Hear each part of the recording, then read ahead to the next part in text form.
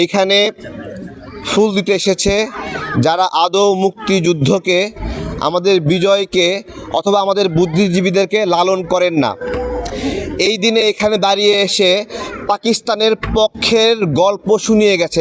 আজকে এখানে পাকিস্তানের ন্যারেটিভ শুনিয়ে গেছে এবং পাক হানাদার বাহিনীর এবং রাজাকারদের দোষ হালকা করার চেষ্টা করেছে। এখানে আমরা দেখেছি।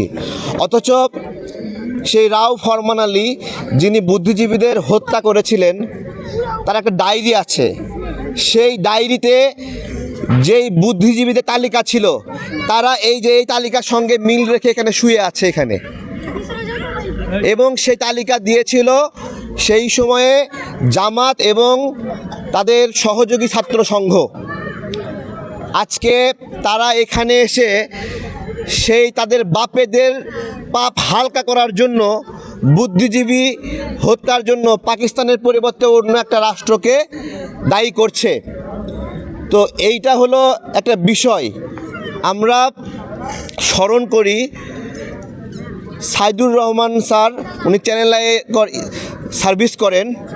ওনার বাবা, ওনার মাকে ওনার সামনে কীভাবে হত্যা করা হয়েছিল এবং ওনার ভাইদেরকে কীভাবে হত্যা করা হয়েছিল। আজকে এখানে ডাকসুর মুক্তিযোদ্ধা বিষয়ক সম্পাদক জুমা, তার ভিন্ন রকম আবেগ এবং বিকৃত করছে ইতিহাস। তো এইগুলো আমাদেরকে হজম করতে হচ্ছে, সহ্য করতে হচ্ছে। এইখানে পুরা স্মৃতিসৌধে আমরা পা ফেলতে পারি না, পা ফেলা যায় না মানুষে। আজকে এমন একটা ভীতিকর পরিবেশ তৈরি করছে। এইখানে এক সাংবাদিকের গায়ে হাত দিয়েছে। আজকে এত ভীতিকর পরিবেশ তৈরি করেছে। এই যে যাদের বাবারা ৭১ সালে হাঁটু গেড়ে ক্ষমা চেয়েছিল, তারা এত ভীতিকর পরিবেশ তৈরি করেছে। এখানে কোনো লোক নাই স্মৃতিসৌধে। এই অবস্থার জন্য কারা দায়ী?